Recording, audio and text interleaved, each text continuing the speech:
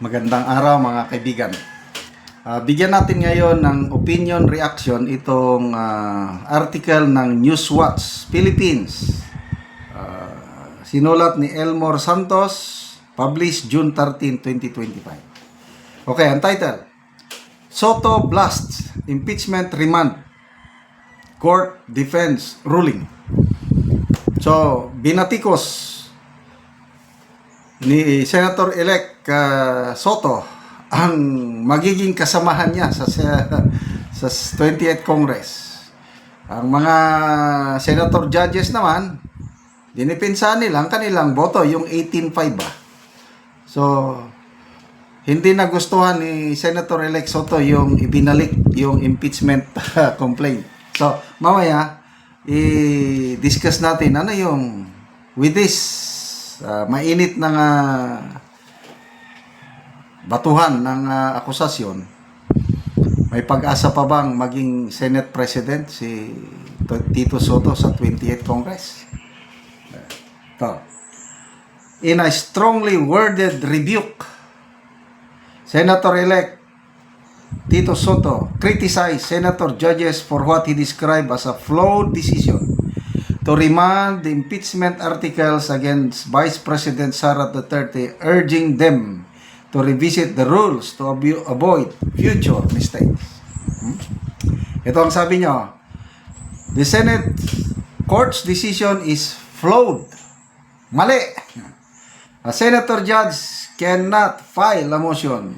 Soto, who will also sit a senator judge in the 28th Congress, told reporters in a text message on Friday, June 13. Ngayon, defense or prosecution counsels lang ang pwede. Senator Miriam Defensor Santiago, who was a former RTC judge, told me that in the 11th Congress, senator judges can only ask questions or clarifications, he added. He was referring to Senator Alan Peter Cayetano's motion to return the articles of impeachment to the House of Representatives, an amended version of Senator Ronald Bato de la Rosa's original motion to dismiss, which passed in an overwhelming 18-5 vote on Tuesday, June 10. Yun nga 18 sila. Okay lang sana kung simple majority, 13. Hindi overwhelming majority 18. So ibig sabihin yung 18 na yan hindi nag-iisip. Yan na nga, mamaya pagdating ng 28th Congress, palagay ko alanganin na itong si Senator-elect Vicente Soto na magiging Senate President with this rebuke. When asked how the mistake could be corrected now that the articles have been remanded, Soto said the senator judges should move forward, learn from the error, and consider replacing their legal advisors. Abogado naman si ano? No, tanong, abogado ba si Tito Soto? Hindi, di ba? Si Escudero, abogado. Si Cayetano, abogado. Pia Cayetano na bumoto kasama sa 18, abogado. Sino pa bang abogado doon sa 18? Wala na akong matandaanan. Abogado. So, sinong mas magaling? Yung tatlong abogado o si Senator Soto? Ano bang background ni si Tito Soto? O, diba, artista? Hindi? Iwan. Sabi niya, iwan na lang nila yun sa basurahan ng kasaysayan. Huwag na lang ulitin at mag-review mga senator judges ng trabaho ng judge. At yung mga abogado nilang nakapaligod sa kanila ay palitan. Yun na nga, palitan mo si Senator Alan Peter Cayetano na pupunta siya sa 28th Congress. Papalitan mo si Escudero, mag-crossover 28th Congress. Palitan mo si Pia Cayetano. No way.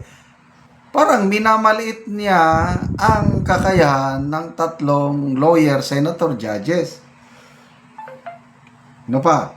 I suggest the present crop of senators, especially the newer ones, to backread our records and debates in the 11th Congress when the first impeachment was well discussed by Miriam and others. The reason for the robe and decorum, tanong, isa siya sa mga nag-convict kay late Chief Justice Corona. O ano ngayon? Tama ba yung kanyang boto na yung ano ito? Yung accusation nila kay late Chief Justice Corona, pinawalang sala siya ng anong korte? Sandigan Bayan. Oh, yun ba ang ipinagmamalaking records nila sa 11th Congress? Ano pa? Sabi niya, the spokesperson of the impeachment court, lawyer Reggie Tonggol, maintained the senator judges, like the justices of the have the power and authority to scrutinize the documents presented to them and bring any insufficiencies to the court's attention. Okay. So, walang impropriety doon, no? It is normal in a collegial judicial body na gano'n ang mangyari because one of the powers, inherent powers of any court is to look into the face of the document, the complaint itself, and see if there are defects in that document. O, ito, spokesperson ng Senado ang nagsasalita. At dito, ni-raise ng isang senator judge na merong depekto. Merong depekto at sabi ng korte, tignan natin, hingin natin sa kanila para makomply nila kung ano man yung sinasabi mong depekto at kung makakomply ang mayon. Yun. The impeachment court set two conditions that the House certify that the verified impeachment complaint did not violate the Constitution and that the 20th Congress lawmakers are committed to proceeding with the trial to legal issues that have sparked debate. Okay? So, mainit na usapin ngayon itong nangyari sa impeachment ni VP Sara.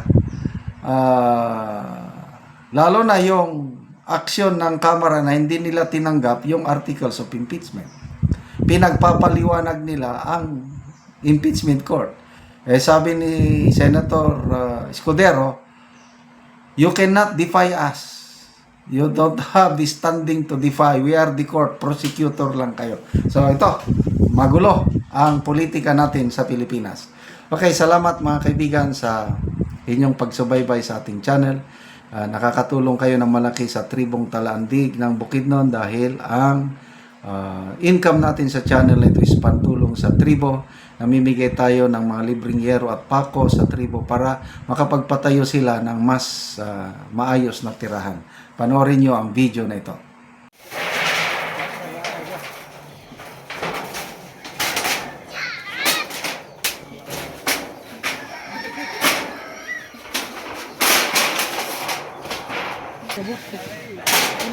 Yan ang ganit, ipatukod ba ng kura sa dia. Oh.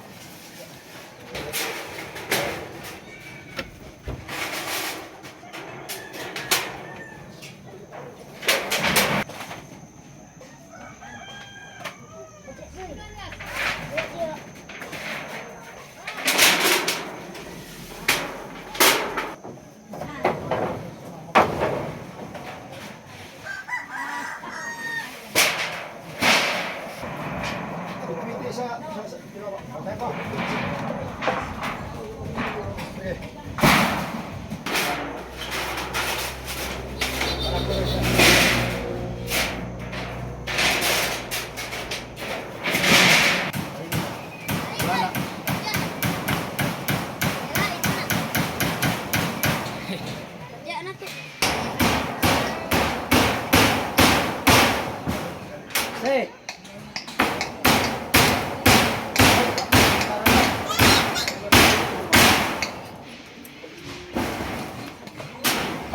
Sunod na ako. At kabay ako mangganit to, ako mangganit ka na O garonday, pila na katuig nga nagluon ka sa imong ugangan? Duwa na. Oo. So karon pa mo nakabalay. Lima na katuig nga nagloon ko. 5 na katuig. Oo. So karon unsa imong maistorya nga nakabalay na mo nindot na ang inyong balay? Nauna mga ko pasalamat sa Ginoo na nag-sponsor sa mga sasin. Eh, kung wala nag-sponsor, hindi makabalay. Pasalamat pud mi sa naghatag. Sige, salamat.